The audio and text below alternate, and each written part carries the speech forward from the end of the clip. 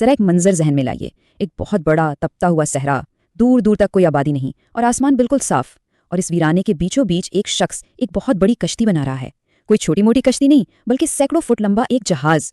یہ کوئی کہانی نہیں ہے، یہ اس ایمان کی داستان ہے جو عقل کو چیلنج کرتا ہے اور خشکی پر کشتیاں بنوا دیتا ہے۔ تو چلیں ایک لمحے کے لیے خود کو حضرت نوح علیہ السلام کی جگہ پر رکھتے ہیں۔ اگر یہ ذمہ داری ہمیں دی جاتی کہ ایک کشتی بنانی ہے تو کن چیزوں کی ضرورت پڑتی؟ ہماری لسٹ پر کیا کیا ہوتا؟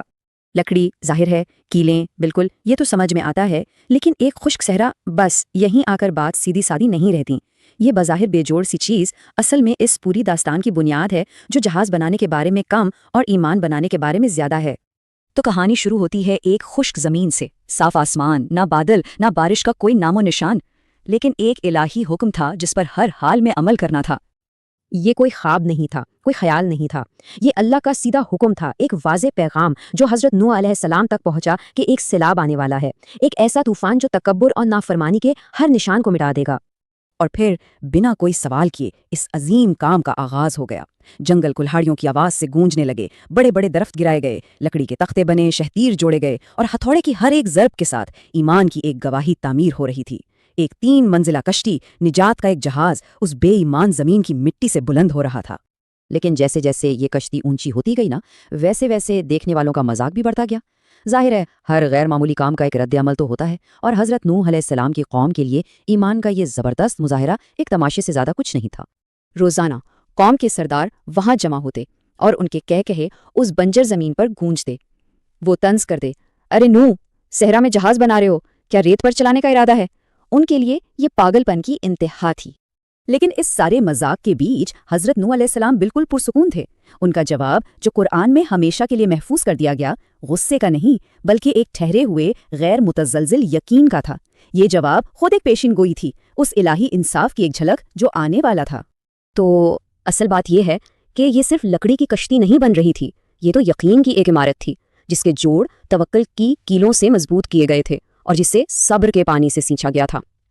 حضرت نوح علیہ السلام نے قوم کے کہکہوں کو نہیں سنا، انہوں نے صرف اپنے رب کے حکم کو سنا۔ اور پھر سالوں کی محنت اور صبر کے بعد وہ دن آ ہی گیا، وہ دن جب آسمان کا رنگ بدلنے لگا، مذاق اڑانے والوں کے کہکہے ان کے ہونٹوں پر ہی جم گئے۔ وہ الہی وعدہ جو کبھی دور کی بات لگتا تھا، اب ایک دہلا دینے والی حقیقت بننے والا تھا۔ آسمان پھٹ پڑا اور زمین سے پانی کے چشمے ابل پڑے۔ وہ صحرا جو کبھی بانجھ پن کی علامت تھا، ایک لمحے میں بکھرا ہوا تلاتم خیز سمندر بن گیا۔ اللہ کا وعدہ سرگوشیوں میں نہیں آیا، بلکہ ایک گرجدار، دنیا کو بدل دینے والے سیلاب کی صورت میں پورا ہوا۔ اور پلک جھپکتے ہی سب کچھ بدل گیا۔ جو کل تک تانے دے رہے تھے آج اپنی جان بچانے کے لیے چیخ رہے تھے، لیکن اب بہت دیر ہو چکی تھی۔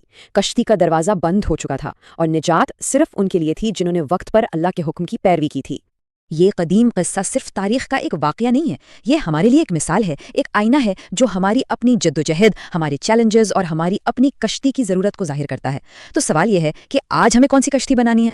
خاتم النبیین محمد صلی اللہ علیہ وسلم کی امت ہونے کے ناطے شاید ہمیں کسی حقیقی سیلاب کا سامنا نہ ہو، لیکن ہمیں بھی اپنے طوفانوں کا سامنا ہے۔ شکوک و شبہات کے طوفان، مادیت پرستی کے سیلاب، اور ایک ایسی تہذیب جو اکثر ہماری اقدار سے ٹکراتی ہے۔ یہی وہ سیلاب ہیں جو ہمارے ایمان، ہمارے خاندانوں اور ہمارے وجود کے مقصد کو بہا لے جانے کا خطرہ ہے۔ اسی لیے آج ہمیں بھی اپنی کشتی بنانی ہے، ایک ایسی روحانی کشتی جو ہمیں ان جدید طوفانوں سے بچا سکے۔ ہماری کشتی کی بنیاد ہے محنت، یہ روزانہ کی مسلسل کوشش ہے، بہتر بننے کی، زیادہ سیکھنے کی اور دنیا میں ایک مثبت کردار ادا کرنے کی۔ یہ بالکل ویسا ہی ہے جیسے روحانی طور پر لکڑی کاٹنا اور کیلیں ٹھوکنا، وہ ٹھوس کام جو ہمارے ایمان کو حقیقت بناتے ہیں۔ دوسرا حصہ ہے دعا۔ یہ وہ سنہرا دھاگا ہے جو ہماری دنیاوی کوششوں کو اللہ کی مدد سے جوڑتا ہے۔ یہ اس بات کا اعتراف ہے کہ ہماری طاقت ہماری اپنی نہیں، بلکہ ہمیں ہر طاقت کے سرچشمے سے رہنمائی اور مدد مانگنی ہے۔ پھر آتا ہے علم، یہ جاننا کہ کشتی کیسے بنانی ہے، کون سے خطرات ہیں اور ان سے کیسے بچنا ہے۔ صحیح علم کے بغیر محنت اور دعا بھی بے سمت ہو سکتی ہیں۔ اور آخر میں سب سے اہم، نیت، کیونکہ ہر عمل کا دار و مدار نیت پر ہے۔ ہماری یہ ساری کوشش خالصتاً اللہ کی رضا اور اس کے حکم کی پیروی کے لیے ہونی چاہیے۔ تو اب بات بالکل صاف ہے، ہمیں صرف طوفان کے بارے میں بتایا نہیں گیا بلکہ اس سے بچنے کا حکم بھی دیا گیا ہے۔ بالکل حضرت نوح علیہ السلام کی طرح ہمیں بھی واضح ہدایت مل چکی ہے۔ کشتی کی تعمیر اب کوئی اختیار نہیں بلکہ ایک لازمی حکم ہے۔ ہمیں اپنے ایمان کو بچانے کے لیے تیاری کرنی ہی ہے۔ دیکھیں، انتخاب بہت سیدھا ہے، یا تو پانی کا انتظار کریں جو اصل میں ڈوبنے کا ہی دوسرا نام ہے، یا پھر کشتی بنائیں जो ईमान का सफ़र है और बंदगी का इम्तहान भी। हुक्म वाज़ेह है, तूफान सामने है, अब सवाल सिर्फ एक रह गया है, अपनी कश्ती की तामीर कब शुरू करनी।